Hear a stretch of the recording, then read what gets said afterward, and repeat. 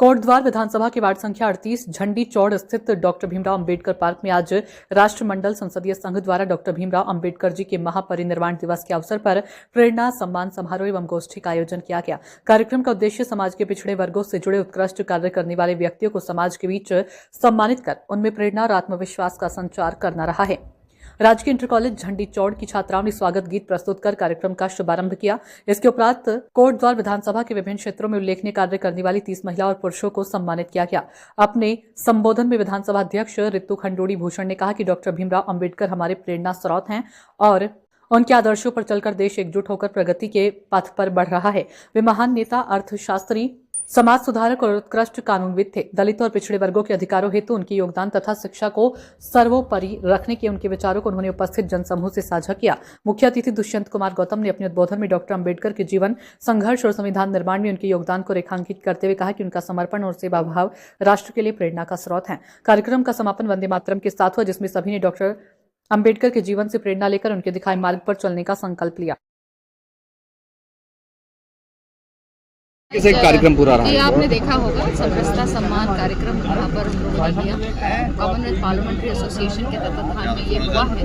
हम जोन 1 के हिस्सा है, जिसमें उत्तर प्रदेश और उत्तराखंड उसका हिस्सा है। और मैं आभार व्यक्त करती हूँ ओम बिरला जी का और खासकर स्पीकर महाना जी का, जिन्होंने 3 विधायक हमारे लिए यहाँ पर भेजा गया था। और मैं उनका भी आभार व्यक्त करती हूँ, अग्रवाल जी का, वर्मा जी का, बनारस जी का, कि वो पहुँचे और यहाँ की उन्होंने जो हमारा मंच है उसकी शोभा बढ़ाई। उनका मैं बहुत बहुत आभार व्यक्त करती हूँ।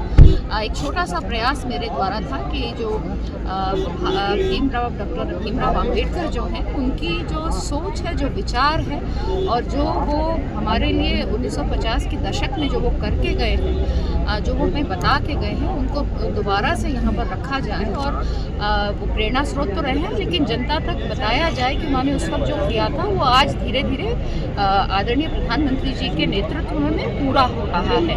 एक छोटा सा प्रयास था जहाँ मैंने सम्मानित भी किया उन लोगों को मंच देने की प्रयास किया, जिन्होंने बहुत कठिनाई सहन करते हुए शिक्षा को माध्यम बनाते हुए अपने जीवन को बहुत आगे बढ़ाया है और समाज को भी विकसित करने का ज़बरदस्त प्रयास किया है। तो उनको भी मैंने यहाँ पर सम्मानित किया। और मैं फिर एक बार अपने सारे विधायकों का, खासकर खजान दास जी का भी धन्यवाद करना चाहूँगी, शक्तिलाल शाह जी का, पोरी जी का जो बीमार है लेकिन वो पहुँचे इस कार्यक्रम के लिए, उनका कमिटमेंट दिखता है।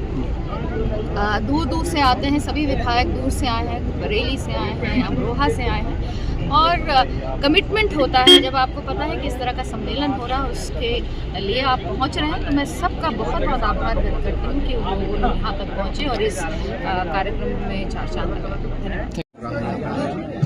देखिए कि आज़ादी के 75 वर्ष बाद भी इसकी आवश्यकता पड़ रही है। साफ साफ जाहिर है, पिछली सरकारों ने समरसता का नाम तो लिया, लेकिन समरसता के लिए क्या करना चाहिए, छुआछूत, जात पात खत्म होनी चाहिए, तो वो तो की नहीं, लेकिन डॉक्टर अंबेडकर का अपमान करने का पूरा प्रयास किया। उनको भारत रत्न नहीं दिया गया, उनकी समाधि नहीं बनाई गई और भारत रत्न नहीं दिया गया वो अलग बात है। जिन्होंने अंबेडकर को हराया उसे पद्म विभूषण दी गई। तो मुझे लगता है डॉक्टर अंबेडकर के पीछे मोदी जी का जो जिया है, मोदी जी ने डॉक्टर अंबेडकर को जिया है।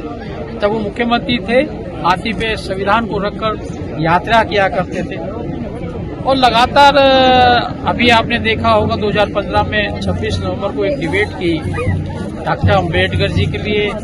तीसरा दिन, कोई भी व्यक्ति को आप जन्मदिन पे याद करते हैं, परिनिर्वाण दिवस पे याद करते हैं, लेकिन मोदी जी के कारण डॉक्टर अंबेडकर जी को 3 दिन याद किया जाता है, जन्म दिवस, परिनिर्वाण दिवस और संविधान दिवस।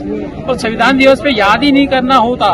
संविधान के द्वारा जो देश को एक नई दिशा मिली डॉक्टर अंबेडकर के कारण, वो सबों को भी याद किया जाता है। आज सामाजिक समरसता, प्यार उसी कारण से, उसी तरीके से बनना चाहिए जो अंबेडकर जी कहा करते थे। मैं पहले भी भारतीय हूँ और अंत में भी भारतीय हूँ।